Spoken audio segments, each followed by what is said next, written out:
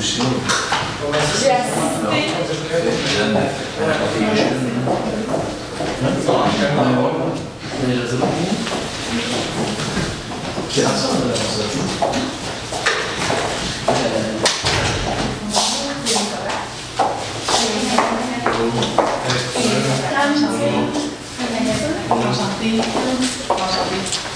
Juste avant de commencer, je vais juste m'assurer que c'est bien Léonie Comtois, Emmanuel Boutin et Caroline Couture. Oui, oui. OK, je vais juste vous expliquer comment ça va se dérouler. Vous avez de 15 à 20 minutes pour faire votre présentation. En bas de ça, vous êtes pénalisé de 10 points. À 15 minutes, je vous montre cette pancarte. 5 minutes, 2 minutes, 30 secondes et les 10 dernières secondes, je les montre avec mes doigts. Donc, je vais commencer. Bon succès. Merci. Bonjour, je vais vous représenter mon équipe, Caroline Couture, Emmanuel Boutin et moi-même, Léonie Comtois. On voulait tout d'abord vous féliciter pour votre beau projet. C'est une belle aventure de se lancer en entreprise et on est vraiment content de vous aider à réaliser ce projet-là. En tant que consultant, on a comme mandat de trouver le meilleur local pour le démarrage de votre entreprise. Pour ça, on a pris en considération vos valeurs et puis afin d'optimiser le rendement. Donc, pour trouver le meilleur local, on a pensé à une liste de critères pour trouver le meilleur local. Donc, on va analyser les forces et les faiblesses, les opportunités et les menaces de chaque local. On va évaluer les chiffres pour avoir une idée plus globale du rendement que chaque local pourrait apporter. On a établi une liste de critères de sélection qui va pouvoir vous aider un peu à analyser aussi chaque local. On va faire le choix de notre solution. On va vous présenter une planification par rapport à notre choix. On va vous montrer un budget global et puis on va finir avec la conclusion. Et bien sûr, la période de questions. Donc, tout d'abord, les opportunités, les menaces, les forces et faiblesses du local Nouveau Saint-Roch. Ça, c'est un local qui est situé dans le Vieux-Québec. C'est vraiment dans un quartier dynamique. Donc, on croit que ça serait une bonne opportunité, ce local-là. Tout d'abord, ce local-là, c'est vraiment, on a misé sur les aspects familiales, la relation avec le client, qui va être vraiment priorisée parce que vous allez vendre directement un produit spécialisé. Le tourisme est très accru dans cette région-là, donc vous avez un bon potentiel de marché. De plus, le local va être payé par votre ancien employeur, M. Tremblay, qui vous offre en échange d'un partenariat avec lui à l'hôtel de vous payer votre local. Par exemple, sauf qu'il va falloir prendre en considération, si on s'installe là-bas, la location du local qu'il va falloir payer tous les mois, ou si on part vraiment à zéro. Là. Il faut acheter les équipements, donc ça va être à considérer dans le budget.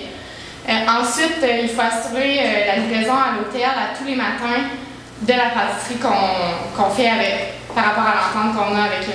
Tremblay. Et ensuite, il faut prendre en considération aussi que si le potentiel de marché est grand à cause du tourisme dans le quartier Saint-Roch, il y a aussi beaucoup de compétiteurs de commerce qui vont peut-être semblables aux vôtres, mais on mise vraiment sur l'aspect qualité, fraîcheur de vos produits pour pouvoir permettre l'optimisation de votre développement dans ce quartier-là. Donc, pour ce qui est du local industriel, sa situation géographique est située près de l'autoroute. Donc, pour ce qui est de la logistique, de livraison, ça va être facilité puisqu'on a 50 entreprises à fournir, ça 3 fois par semaine.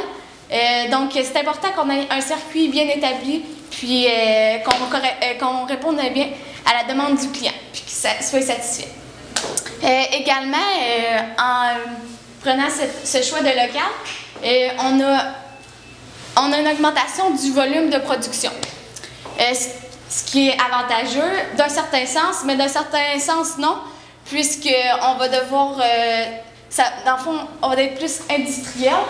Donc on va perdre un peu de notre qualité, la spécification de notre produit. Ça va être plus industriel, un peu comme les gâteaux vachons, si on veut mettre en comparaison un produit.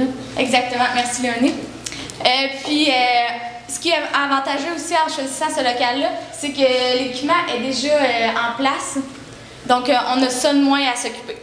Ce qui est un petit peu plus de notre côté, le partenariat avec notre ancien patron d'hôtel, on va devoir l'oublier puisque ça ne correspondait pas à ses exigences, ce qui est de fournir un produit plus fantaisique. Également, on aurait une perte de la qualité de notre produit, puisque c'est plus industriel, comme l'expliquait Léonie. Depuis, on devra engager plus d'employés, puisque le niveau de production y est plus grand. Donc, on perdrait un peu la valeur familiale de monsieur... de l'entreprise. Ça va être vraiment plus commercial, ça va être industriel. Il n'y aura plus la relation petite famille qui produit ses pâtisseries, qui vend ça directement à son client. C'est monsieur, madame, tout le monde. Ça va être vraiment entreprise avec entreprise. Il y aura moins de relations clients et fournisseurs. Il y a aussi une gestion de stress aussi qui est appropriée à l'industriel. Donc, il y a une différence entre je vends à quelqu'un et je vends à une chaîne. On sent qu'il y a plus de production à faire. Si je perds un client, je perds plusieurs ventes au lieu de juste une vente. Donc, c'est une notion de stress qu'il faut apporter. Puis, c'est ça. Donc, si on continue, si on voit plus les chiffres ici, on peut voir que on peut penser à la première année, puis à la 20e année. Nous, on a évalué ça sous la première année et la 20e année, puisqu'on s'est dit, la première année, on va voir comment ça se passe un peu, et la 20e année, là, on est installé, on veut que ça fonctionne. Si ça fonctionne, tant mieux. Donc, la première année, à Saint-Roch, on peut voir que les ventes, c'est 152 125 environ. Il ne faut pas oublier qu'il y avait un 15 % de discount fait à M. Tremblay, puisqu'il s'assurait de faire 50 % de nos ventes, puis il voulait avoir un minimum de discount. Ensuite, il y avait ses charges qui comptent les charges de production et les charges d'équipement et tout. Puis ça faisait une perte nette de 80 000 $. Puis pour l'industriel, il y avait 200 000 $ de ventes assurées, puis des charges de 343 000 environ et une perte de 143 000. Donc on peut voir que pour la première année, les deux sont en perte. Donc, c'est un peu plus difficile de faire une comparaison. Par contre, si on se transpose à la 20e année, on peut voir que les ventes vont augmenter de 15 % pour le nouveau Saint-Roch. Donc, on serait rendu à un chiffre d'affaires de 2 500 000 et des charges qui vont augmenter de seulement 10 % pour un 1 500 000, ce qui ferait un bénéfice de 983 000. On peut comprendre ici que ça fonctionne bien, qu'il y a un bénéfice et que le local, c'est un bon choix. Non, si on pense plus à l'industriel, les ventes ont augmenté aussi pour 1 345 000 de 10 % et les charges ont augmenté de 2 255 000. On va voir ici que c'est plus proportionnel, donc il y a encore une perte. Il faut noter aussi que le camion qui vient à échéance à 5 ans, il faut l'enlever aussi dans le calcul des charges. Pour ce qui est des critères de sélection, on avait tout d'abord les valeurs. On veut que le local, la situation représente, suive la logistique dans le fond des valeurs. Donc, on veut que notre entreprise soit beaucoup familiale. C'est pour ça que Saint-Roch représente vraiment l'entreprise ici, parce que c'est vraiment personne à personne. Puis, ouais. C'est ça, c'est seulement la famille qui travaille, ça représentait bien ça. Tandis que le local industriel le représentait moins puisque on devait engager des employés, c'était plus industriel. Depuis le rendement, Saint-Roch, à long terme, si on passait à long terme, il offrait un plus grand rendement, tandis que le côté industriel, il n'offrait pas ça, il était à perte plus longtemps. Puis, depuis la qualité et la fraîcheur de nos produits, Saint-Roch répondait à ces critères-là. En s'établissant là, on fait un produit de qualité, de fantaisie, puis aussi la fraîcheur est optimisée puisqu'on livre à chaque jour. Puis il faut préciser aussi que M. Hébert va pouvoir faire ses pâtisseries. Je pense qu'il aimait ça mettre de la fantaisie dans ses produits, ce qu'il ne pourra pas faire dans un local plus industriel. Quand il est plus personnel, il va vraiment pouvoir faire son produit à lui. C'est ça qui est intéressant d'en rester un peu plus local. Effectivement. Donc, Par rapport à tous ces aspects-là, on va vous présenter notre solution. Je crois que vous avez pu remarquer dans notre argumentation qu'on s'orientait vraiment vers le nouveau Saint-Roch. On mise vraiment sur ce projet-là parce que, comme on l'a dit, les valeurs, c'est vraiment ce qui est respecté. Et on sait que monsieur tient beaucoup à la famille, à la relation avec son client. Il adore son ancien patron, donc c'est le fun avec le nouveau Saint-Roch qu'il va pouvoir garder cette relation-là, continuer à entretenir une bonne relation. Aussi, à long terme, dans l'avenir, on sait que son fils étudie en pâtisserie et on imagine qu'il compte reprendre l'entreprise. Donc, avec le nouveau Saint-Roch, lorsque monsieur va délaisser l'entreprise, va pouvoir la remettre sans perte, en bon état, qui va pouvoir continuer à faire des bénéfices. On ne voulait pas qu'à sa retraite, il y ait encore à payer pour une entreprise qui a lancé v'là 20 ans, parce qu'on a fait, comme on a vu, la projection sur 20 ans. Ensuite, l'expansion. C'est sûr que le niveau industriel offrait l'expansion au niveau avec les autres épiceries, sauf que nous, l'expansion avec le nouveau Saint-Roch, ce qu'on voit vraiment, c'est lorsque l'entreprise va être stable dans le nouveau Saint-Roch, on proposerait d'ouvrir d'autres petites succursales qui offriraient encore le côté chaleureux, familial, la relation client encore, garder le produit spécifique, la fantaisie dans la production et la simplicité. Ensuite, la rentabilité, comme on a pu voir dans le tableau tantôt, à long terme, dans 20 ans, c'est ça qui va être rentable, le nouveau Saint-Roch, contrairement à l'industriel, qu'on va encore avoir des choses à payer. C'est tout. Donc, pour arriver à notre solution maître, on a pensé à une petite planification. Donc, c'est surtout dès demain, c'est d'aller prendre la location du local, s'installer, vraiment faire de ce local-là notre place, votre place à vous. Installer comment vous le voulez, puis vraiment faire de cette place-là votre rêve. C'est ça que vous cherchez, c'est ça que vous voulez, faites-le, vous avez l'occasion de le faire. C'est le temps de le faire. Donc, on prévoyait environ 3 mois pour vraiment s'installer, acheter l'équipement qui vous convient, puis vraiment faire de votre rêve. Ensuite, la mise en marché. Donc, commencer les premières ventes, voir c'est qui vraiment les clients qui vont venir, comment ils ont connu, comprendre un peu plus. Puis, la publicité, surtout au départ, qui s'installe au départ, juste de se faire connaître notre emplacement. Puis, ça va être saisonnier. Donc, surtout estival, on sait que le Vieux-Québec, c'est touristique, surtout l'été et l'hiver. On peut penser au carnaval de Québec. Ou le festival d'été. C'est ça. Puis ça, c'est juste pour une période d'1 an, mais on s'entend que c'est toujours, on vise vraiment la progression pour la planification. Pour ce qui est du budget, on va accorder une part de 15% aux achats. Les achats, ça va comprendre tout ce qui est alimentation, la farine, le crémage, toutes ces petites dépenses pour qu'on puisse produire. Également, les achats d'équipement, puisque le budget est considéré pour la première année, on va prendre en considération l'achat d'équipement. Également, 5% pour la publicité. Le processus de publicité, Emmanuel l'a expliqué. Peu saisonnier, puis au départ. Puis, on va accorder 50% au salaire, ce qui constitue notre plus grosse dépense dans l'entreprise. Puis 20% au loyer, puisqu'on a une location de loyer à chaque mois, donc on doit remplir cette obligation. Et également 10% pour les imprévus. Voilà. Donc, en conclusion, on croit que le nouveau Saint-Roch, c'est vraiment la solution qui va vous permettre de réussir dans votre lancement d'entreprise.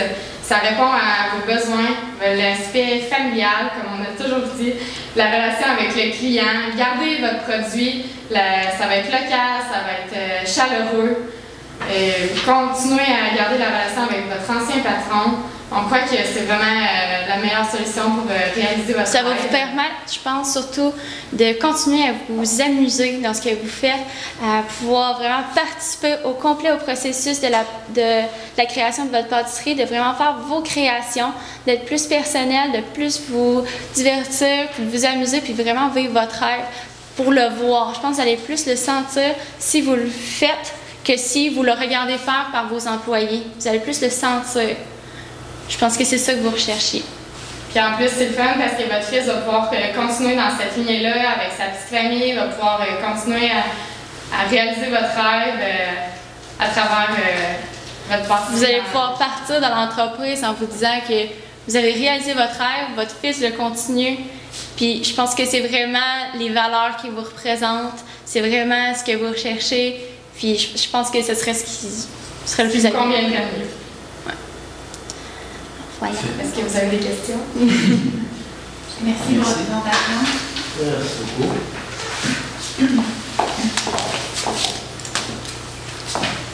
J'ai une question par rapport à votre estimation sur 20 ans. Ça montre quand même des résultats qui sont étonnants. Là, quand même 1 million de bénéfices quasiment par année depuis 20 ans. Est-ce que vous pensez que les estimations qui ont été données dans le texte, est-ce que c'est réaliste pour une période de 20 ans? Je penserais pas, puisque c'est sûr que ça va dépendre. Au début, c'est sûr que ça va faire un coût, là, parce que tu arrives, là, c'est sûr qu'il y avait déjà sa clientèle au début à l'hôtel. Elle va suivre, c'est sûr. Fait que ça fait déjà quelqu'un. Puis c'est surtout ça va se faire par bouche à oreille. Fait que le 10 je pense que ça va se faire surtout dans les premières années. Fait que c'est sûr que ça va peut-être descendre un peu, mais c'est ce qui serait vraiment avisé. Puis si ce qu'il nous a dit c'est vrai, ce serait ça les chiffres. Puis on mise vraiment aussi sur la publicité qu'on va recevoir de l'hôtel.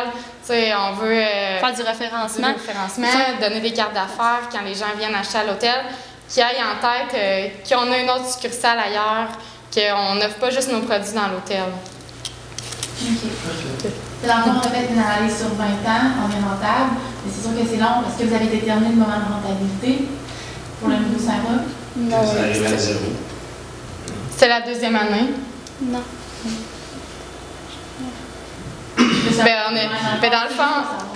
Dans le fond, une entreprise, habituellement, les 3 premières années, c'est sûr que c'est plus rough, si on veut. Là. Et on a plus de misère. Fait que, c'est sûr qu'il faut prendre en considération les coûts d'équipement, les coûts que ça engendre de partir son entreprise. Mais on imagine qu'après 5 ans, l'entreprise va être rentable. Puis c'est vraiment là qu'on va faire du bénéfice puis qu'on va pouvoir profiter de notre entreprise. Parfait. Puis moi, j'ai juste une petite question. Dans votre budget, vous mettez des salaires de 50 %. Est-ce que vous voyez d'autres options, d'autres possibilités ou d'autres façons de verser de l'argent autre que des salaires? C'est sûr que sûrement le capital, c'est apporter ce qu'on a déjà chez soi. C'est sûr que lui, là, il est parti. C'est sûr que chez eux, là, il n'est pas mal équipé. Ou c'est sûr qu'il peut-être que l'hôtel va vouloir lui fournir, son ancien employeur peut-être lui fournir quelque chose. Fait que ce serait d'apporter des choses. Vous pouvez juste répéter la question, excusez-moi, je pense que je vais saisir. Bien, dans le fond, c'est parce que les salaires, la façon qu'on a qu'on a donné le pourcentage, c'est parce que dans le document, le pourcentage que lui il mettait pour les salaires, c'était ça. Donc, nous, on a juste repris ce que monsieur voulait, on l'a juste remis dans notre budget. Le 100 000 $ que je demande au départ, est-ce que vous trouvez que c'est raisonnable? Je penserais pas. Ben, surtout si. C'est ça ma question. Non, c'est ça. Ben, c'est sûr que sur une base, dans les premières années, c'est. Surtout si on va à Saint-Roch, là, parce qu'à Saint-Roch, c'est plus individuel, là. Il est moins industriel. Fait qu'il peut se permettre, dans les premières années, de se donner moins de salaire. Comme ça que je le vois, là, aussi, là. Tu sais, quand tu. Faut peut-être des sacrifices à faire. De laisser moins de salaire. Ouais, pour pouvoir, mettons, fournir plus ses achats. Mais nous, on voulait vraiment répondre aux besoins de monsieur. Donc, tu sais qu'il nous avait demandé, c'était ça. Fait que nous, c'est vraiment ce qu'on a voulu faire, c'est de répondre à ses besoins en mettant le montant X qu'il nous demandait. Merci. Parfait. Moi, ça va. Je voulais savoir la relation avec M. Tremblay, dans le fond, l'hôtelier. Propriétaire de l'hôtel. Ouais. C'est-tu une opportunité? C'est-tu une menace? C'est quand même un gros problème. C'est une opportunité, selon moi. Okay. Bien, selon nous. Parce que, dans le fond, ça assure déjà 50 % des ventes de l'entreprise. En plus, on connaît le monsieur, on sait que c'est quelqu'un de fiable, on a une bonne relation avec lui, donc c'est mieux se lancer en affaires avec lui, selon nous, que de se lancer en affaires avec quelqu'un qui arrive, pas de nulle part, mais qu'on ne connaît pas personnellement, personnellement et qui nous promet beaucoup de marchés, mais qu'on ne connaît pas le potentiel réel de ce qu'il nous offre. C'est sûr qu'il nous demande 15 % d'escompte, mais je pense que pour la visibilité que ça va nous donner à l'hôtel, je pense que ça vaut le coup. OK, parfait. Merci beaucoup. Merci à vous. Restez pas trop loin, parce que quand on a fini de délibérer, on va faire